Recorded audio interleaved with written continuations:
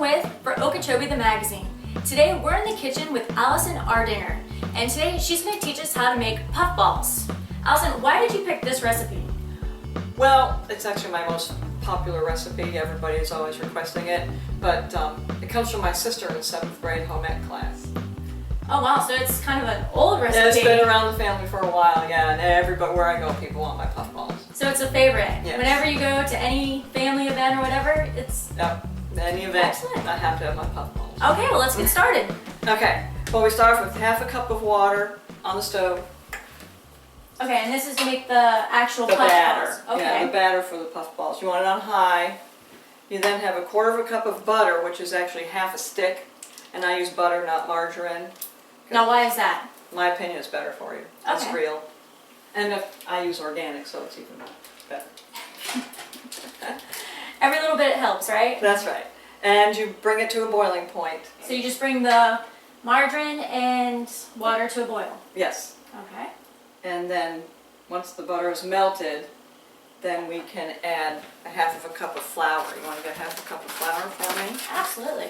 While you're doing that, I'm going to get the parchment paper ready for the cookie sheet, which you see has many years of cooking on it.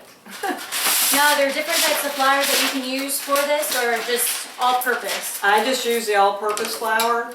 I haven't actually tried it with the fancy almond flours and all that. I'd Like to make it gluten-free and things Right. like that? I don't see why you couldn't, but I just haven't gotten to that yet. And then a trick with the parchment paper. See how it likes to curl up? You take a little dollop of butter and you glue it down. Oh, that's a neat little trick. You can actually use the batter too if you wanted. I just find the butter's already here and ready to go. Because otherwise it's a pain trying to get. Now, the parchment paper, if you don't have parchment paper, could you just spray it with... Yeah, you could just grease it, that'd be fine with your Okay. spray. I'm always confused about the butter. I know a lot of people get confused because it's not real clear on the sticks, but a 1/4 cup of butter is half a stick. Okay. So if you want to double the recipe, use a whole stick. And this will make about 2 dozen puffballs. Alrighty, you can dump it in. Okay. Now see what happens, it's going to start getting thick. And just let the flour absorb everything? Yep. And I'm surprised that you actually can get all the lumps out of it. You would think like gravy, you can't get the lumps out, but if you keep working it, you'll get the lumps out. And how do you know when it's ready? When the When it's lumps are done. gone. When it's all gone? Yeah, now you have to let it cool 5 minutes. If you don't let it cool, because what we're going to do next is put in eggs.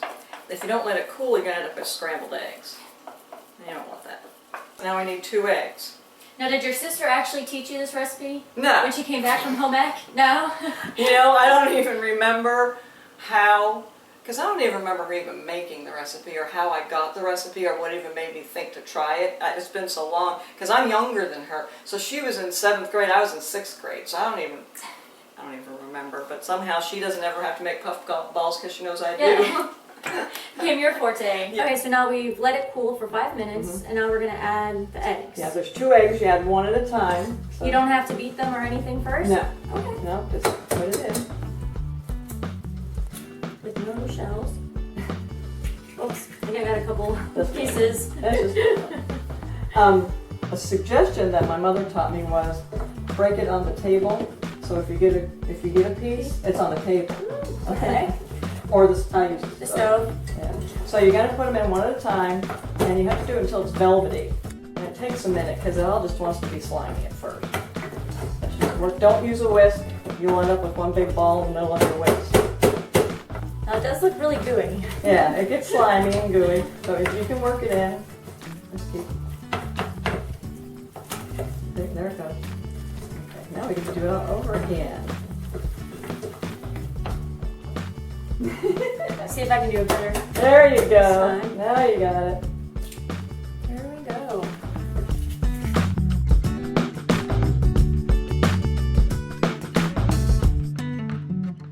So this is the consistency. It's velvety now. Earlier we were talking about how it looked slimy and it was separated, and you just keep working it in until you got a nice velvety consistency.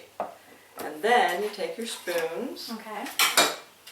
and you just take a little, they grow, they get big. So you just take a little scoop and put it You on. just drop them? Yep. I just like cookie dough. Kinda. I prefer the puff balls because, actually the men prefer them because it's one mouthful. A little bite size. Yeah, they can just pop the whole thing in. Well, it's perfect if you're going to like a friend's place. A Super Bowl or- party. Exactly. Okay, it's at 425 for 15 minutes. Now here's the catch, every oven's different. So you don't want to make them your very first time that you're planning on taking them the same day because your oven might work differently than mine and they might fail on you. So But you want it to be like a little golden brown. yes, you want them to be golden brown. What I do when I'm using a new oven is I'll cheat. So for the 15 minutes, the last 5 minutes I'll come over for like, nope. And I'll wait another minute and I'll come back, nope. You know, and then when you get the color you want, then they're done. Pull them out, Okay. let them cool. Okay, so they've been cooking for 15 minutes at 425 and we're looking for a golden brown. Yes. And remember I said they got bigger. Look at that. Oh, they did get big. They did get big. If yours are coming out too flat, your oven's not hot enough. So you want to increase your temperature and decrease your time. And that will make them more puffy. Now what would you recommend? Like going up to 450 If they're, at first? Just kind of play around a little bit? yeah, I'd probably go up to probably 450, but that's pretty high. If you go up to 450, you really got to shorten the time. So that's something you do have to play with. The 425 for 15 minutes works pretty well unless you have a hot or cold oven. Okay. But, you know, you can play around with it and get them right. They're still good. Even if they don't puff up as well, they still taste good. And you put the filling in, they still look puffy, so no one will know. Okay, so what are we going to fill the puff balls with today? Well, there's all kinds of choices, but the two we settled on was broccoli and cream cheese and ranch dressing, which is very popular. And the other one is bacon, green onions or chives, whichever you prefer, and cream cheese. All simple, all 3 ingredients, and everybody loves them. So we need some bacon that I'm going to start frying, and if you wanted to cut the ends off of the onions, 1 cup of crumbled bacon, half a cup of chopped green onions, and then an 8-ounce package of cream cheese is the recipe. Okay. When you do that, I will be doing some bacon. So you have the half a cup of green onions. Can't do the bacon yet because it's not done yet.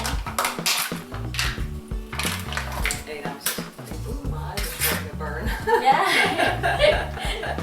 That onion. That was a strong one. I have heard if you light a candle, that's supposed to help. Huh. Now we already have some bacon already made, which is just right now is half a cup, and we're going to make another half a cup. But meanwhile, we can start mixing all this mess together. So I already did up some of the broccoli, and including this is a head of broccoli, so it makes quite a bit. Now, both of these items are also good as a dip or a spread. If you had crackers, this would be delicious, so would this. If you had nacho chips or what have you, they'd both be good, you know, with either of these. You'd have to have a pretty stiff chip, because you don't want to break it off in the dip. That's just no fun. Now with the broccoli, that's more than chopped, so it looks like you used a food processor for that. Yes. Now, for those that don't have food processors, all you need is a knife.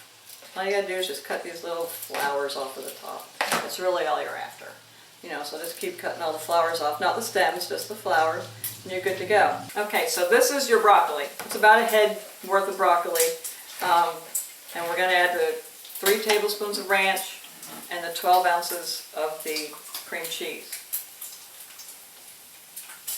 If you want more ranch, add more ranch. Everybody has a different opinion of how ranchy it should be, and depending on the size of the head of broccoli.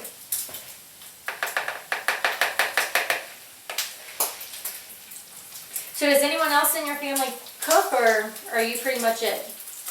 I have a couple sisters that are pretty good. My mother was the one that taught me cooking and baking. My other sisters, when they were younger, weren't really interested in it, but then they picked it up later on. And now with your food blog, do you just kind of test out recipes and create your own? Yeah, they're all my recipes. I don't use other people's recipes or see something cool on the internet and just redo it. And they're all my pictures, and so therefore they're not necessarily the best pictures. But it will be the way it should be. I've made recipes on the internet that never turned out like they were supposed to. The item looks browned, but there's no browning in a slow cooker, you know? So my recipes are real, just like this. And how do you come up with your ideas? Most of them are recipes I've had for years. Like my apple crisp is my mom's recipe, which is the best apple crisp ever. So, you know, we just... Well, you can't beat mom's recipes, right? Right. But lots of times I just make them up. It's just, I'll just think of something or I'll see something and it seems good, looks good, and I'll just throw it together. So, we're going to taste this and see if it needs more ranch, because I have a suspicion it's going to need more ranch. So we're going to need 2 more spoons in there.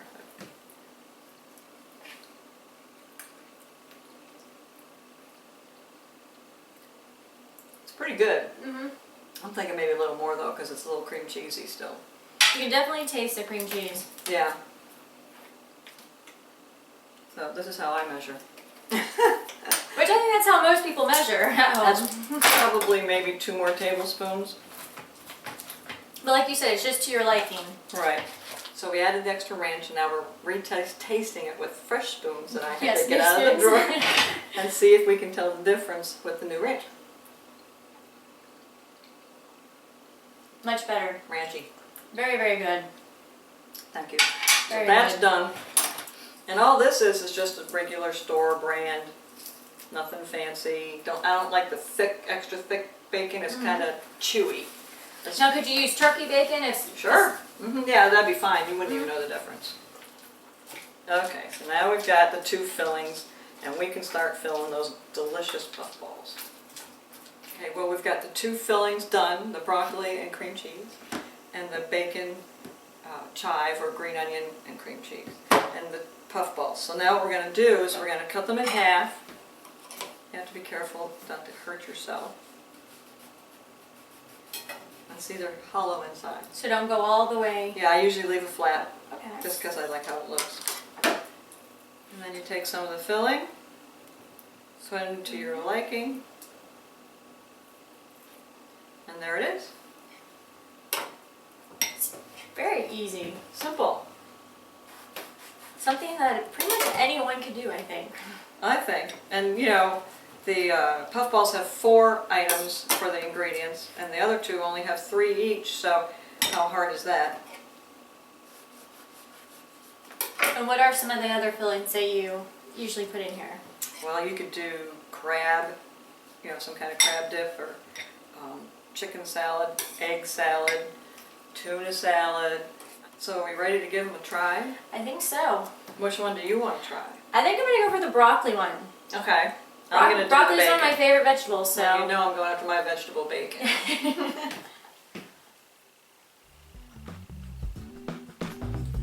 Delicious. Thank you. This would be perfect for Easter. Hmm? Like if you're Super Bowl.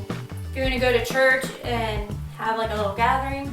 For potluck dinners, these are great because they can be appetizers or desserts. And you don't feel guilty because you don't have like this huge sandwich. Exactly. Exactly. And it's not too much breading to make you, heavy in the stomach. So, yeah, they're very popular. Very, very good. This is something I'm definitely going to have to try. Well, we've come to the end. We want to thank you for letting us come into your kitchen, and thank you for teaching us how to make these delicious puffballs. And now, where could people go to find out some of your other recipes? www.second-stars.com, and the Facebook page is facebook.com/secondstars. Okay, That's excellent. I appreciate it if you guys would stop by and like our page. Thank you. This is In the Kitchen with Allison Ardinger for Okeechobee the Magazine. Thank you for having me.